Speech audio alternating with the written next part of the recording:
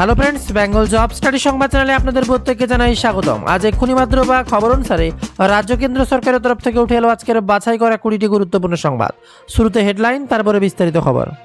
শেষ হয়েছে বাংলার বিধানসভা নির্বাচন, আর তাতেই জয়যুক্ত গেরুয়া শিবির। তবে ভোট পরবর্তী হিংসা কোনোভাবেই থেমে থাকছে না বাংলায়। যদিও গেরুয়া শিবির চেষ্টা করছে বড় বড় তাবড় নেতারা হিংসা কন্ট্রোল করতে, তাতেও তারা পিছুপা। আর এমনই সময় কোনোভাবেই মানুষের রায়কে মানুষের রায় বলে মেনে নিতে নারাজ বাংলার মুখ্যমন্ত্রী মমতা বন্দ্যোপাধ্যায়। যদিও তিনি এখন প্রাক্তন মুখ্যমন্ত্রী, তার কথায় আমি কোনোভাবেই রায় মানি না, এটা নির্বাচন কমিশনের কারচুপি। কোনোভাবেই বাংলায় 200 আসন পেতে পারে না বিজেপি।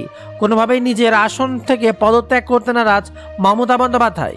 তিনি বারে বারে মানুষের মন পেতে বুঝিয়ে দিচ্ছেন তাকে জোর করে হারানো হয়েছে, কোনোভাবেই তিনি এই ক্ষমতা ছাড়তে নারাজ। আর এর মাঝেই ভয়ানক খবর, মৃত্যু হলো গুলিবিদ্ধ হয়ে শুভেন্দু অধিকারীর পিএ। আর তাতেই শোকাহত বাংলা। নিজের হাতে ওকে খাইয়ে দিয়েছিলাম। দুপুরের শেষ দেখা ছেলে চন্দ্রনাথের মৃত্যুতে কি বলছেন এবার শোকাতুর মা? চাইছেন না ফাঁসি, কারণ তিনি একজন মা। যাবজ্জীবন কারাদণ্ড চান, এমনই বিরাট বড় খবর সামনে।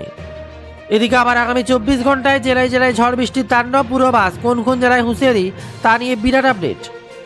এদিকে আবার কিভাবে মৃত্যু হলো শুভেন্দুর আপ্তসহায়ক চন্দ্রনাথ রথের, প্রকাশ্যে চাঞ্চল্যকর ময়নাতদন্ত রিপোর্ট সামনে উঠে এলো। কালীঘাটে পৌঁছলেন অখিলেশ যাদব। আপনি হারেননি দিদি, আমরা সবাই সঙ্গে আছি। কালীঘাটে মমতার বাড়িতে এসে পৌঁছলেন অখিলেশ যাদব। শপথের দিনে বৃষ্টির সম্ভাবনা কলকাতায়। বজ্রবিদ্যুৎ সহ বৃষ্টির সঙ্গে 40 থেকে 50 কিলোমিটার গতিবেগে দমকা ঝড়ো বাতাস বইতে পারে। এবার আবহাওয়ার ভয়ানক খবর শপথের দিনেই।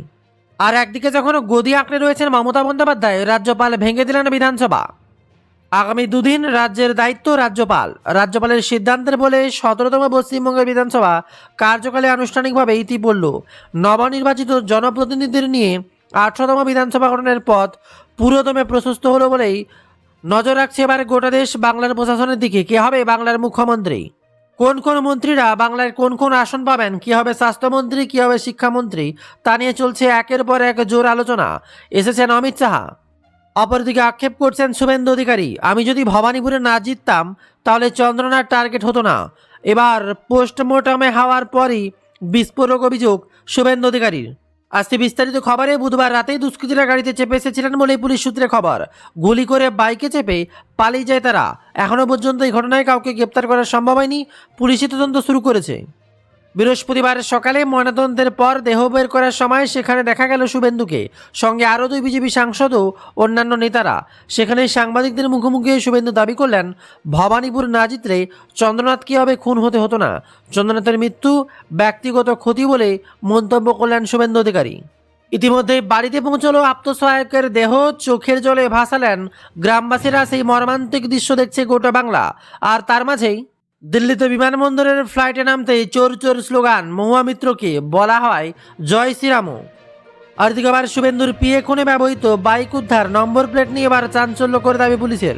এদিকে আবার ভোটে জয়ী হয়েছিল অভয়ের মা, সেই পানিহাটিতেই পর বোমা বিস্ফোরণ, হাসপাতালে এবার বিজেপি নেতা। আর অন্যদিকে তৃণমূলের নবনির্মিত বিধায়কদের সঙ্গে বৈঠকে বসছেন মমতা বন্দ্যোপাধ্যায়। কে হচ্ছেন বিধানসভার বিরোধী দলনেতা? একদিকে যেখানে কে হবেন বাংলার সিএম, বাংলার মুখ্যমন্ত্রী, বিজেপির তরফ থেকে কাকে নির্বাচিত করা হবে তা নিয়ে চলছে একের পর এক বৈঠক। অপরদিকে আজকের বৈঠক থেকে বিধানসভায় বিরোধী দলনেতা কে হবেন সেটা ঠিক হওয়ার সম্ভাবনা রয়েছে। খবর আসছে তৃণমূলের নবনির্বাচিত বিধায়কদের সঙ্গে বৈঠক করবেন মমতা বন্দ্যোপাধ্যায়। তৃণমূল নেত্রীর বাড়িতে আজ বিকেলে রয়েছে সেই বৈঠক। বৈঠকে অভিষেক বন্দ্যোপাধ্যায় উপস্থিত থাকবেন। এছাড়াও দলের বেশ কিছু সাংসদ এবং শীর্ষ নেতৃত্ব থাকবেন বলে খবর। আজকের বৈঠক থেকে বিধানসভার বিরোধী দলনেতা কে হবেন সেটা ঠিক হওয়ার সম্ভাবনা রয়েছে। রাজ্যের বিভিন্ন জায়গায় তৃণমূল কর্মী সমর্থকরা আক্রান্ত হচ্ছেন বলে অভিযোগ। আর এই অবস্থায় তাদের পাশে থাকার বার্তা বিধায়কদের দেবেন মমতা বন্দ্যোপাধ্যায়, এমনই মনে করা হচ্ছে। পাশাপাশি একটি ফ্যাক্ট ফাইন্ডিং কমিটিও আজকের বৈঠকে তৈরি হতে যেতে পারে। 10 জনের সেই কমিটি তৈরি করা হচ্ছে বলেই খবর। আর এদিকে আবার মাধ্যমিকের রেজাল্ট নিয়ে যখন চলছে একের পর এক আলোচনা, অপরদিকে মাদ্রাসা শিক্ষা পর্ষদ জানিয়েছে আজই রেজাল্ট। আলিম ও ফাজিলের ফল প্রকাশ হতে পারে শুক্রবার। এদিকে আবার মমতা বন্দ্যোপাধ্যায়ের বিরাট গর্জন, প্রয়োজনে আন্তর্জাতিক আদালতে যাবে মমতা বন্দ্যোপাধ্যায়ের বিরাট বড় বার্তা। 15,105 ভোটে ভবানীপুরে শুভেন্দু অধিকারীর কাছে পরাজিত তৃণমূল সুপ্রিমো মমতা বন্দ্যোপাধ্যায় এরপরেও পদত্যাগ করবেন না বলে জানিয়েছেন তিনি। ভোট কারচুপির অভিযোগ তুলে সুপ্রিম কোর্টে যাওয়ার হুঁশিয়ারি দেন তিনি। বুধবার দলের বিধায়কদের সঙ্গে বৈঠক বসেন মমতা। জ্ঞানেশ কুমার হলেন আসল ভিলেন। এই পরিস্থিতিতে সরাসরি যুক্ত আছেন প্রধানমন্ত্রী ও স্বরাষ্ট্রমন্ত্রী। প্রয়োজনে আন্তর্জাতিক আদালতে যাব বলে বার্তা দিলেন এবার মমতা বন্দ্যোপাধ্যায়।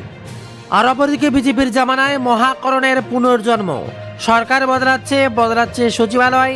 নবান্নের ব্যস্ত বারান্দা থেকে এবার মহাকরণে ফিরতে চলেছে মুখ্যমন্ত্রী দপ্তর। আর সেই খবর উঠতেই ভোল বদলাতে শুরু করেছে অফিসের পাড়ার।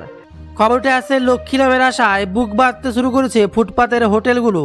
বাবুদের জুতো পালিশ করতে আগেভাগে ফুটপাত দখল করে রাইটার্সের সামনে। মুখ্যমন্ত্রীর অফিস স্থানান্তরিত হওয়ায় রাইটার্স বিল্ডিংয়ের নিরাপত্তাও বাড়িয়ে দিয়েছে লালবাজার। অন্যদিকে আরও এক খবর, গ্রেপ্তার তৃণমূলের কাউন্সিলর। পুলিশ অধিকারীকে মেরে নাক ফাটিয়ে দেওয়ার অভিযোগ এবার গ্রেপ্তার হলেন শ্রীরামপুর পৌরসভা তৃণমূল কাউন্সিলর রাজেশ শাহ ওরফে কাকুয়া এবং তার দুই সঙ্গী। পুলিশ জানিয়েছে বুধবার রাতে স্থানীয় লালবাহাদুর শাস্ত্রী রোডে একটি বন্ধ অঙ্গনবাড়ি কেন্দ্রে তালা খুলতে গেলে বাধা দেন ওই কাউন্সিলর ও তার দলবল। পুলিশের সঙ্গে বচসা চলাকালীন রাজেশ এক পুলিশ অধিকারীর মুখে ঘুষি মারেন ও তারা নাক ফেটে রক্ত ঝরতে শুরু করে। অন্যদিকে আরও এক বিরাট বড় খবর, সঠিক সময়ে সব হলে আগামী ডিসেম্বর নাগাদ কলকাতা পৌরসভার নির্বাচন হওয়ার কথা। নতুন শাসক দলের তরফ থেকে এখনও আনুষ্ঠানিকভাবে কলকাতা পৌরসভা বা লাগোয়া পুর নিগমগুলির ভবিষ্যৎ নিয়ে কিছু বলা হয়নি। তবে তৃণমূলের আশঙ্কা কলকাতা পৌরসভার সহ রাজ্যের পুর নিগম এবং শতাধিক পুরসভার ভোট নির্বাচিত সময়ের আগেই হয়ে যেতে পারে। একান্ত আলোচনায় তৃণমূলের প্রথম সারির নেতারা মেনে নিচ্ছেন কলকাতা পৌরসভায় তাদের পক্ষে ধরে রাখা কঠিন হবে। অন্যদিকে আবারও বিরাট বড় খবর, ঝড় বৃষ্টি কতদিন চলবে? দক্ষিণবঙ্গে আপাতত ঝড় বৃষ্টির দাপট চলতে থাকবে।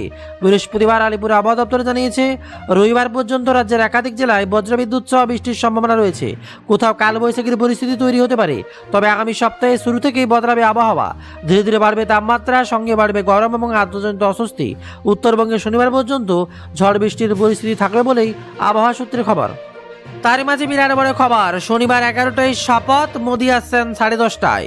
আগামী শনিবার 25শে বৈশাখ ব্রিগেডে বিজেপির সরকারি শপথ গ্রহণ অনুষ্ঠান। সূত্রের খবর, কাল সকালেই কলকাতায় আসছেন বাংলার বিজেপির কেন্দ্রীয় পর্যবেক্ষক অমিত শাহ। শনিবার সকাল 10:30-এ কলকাতায় নামবেন প্রধানমন্ত্রী নরেন্দ্র মোদী।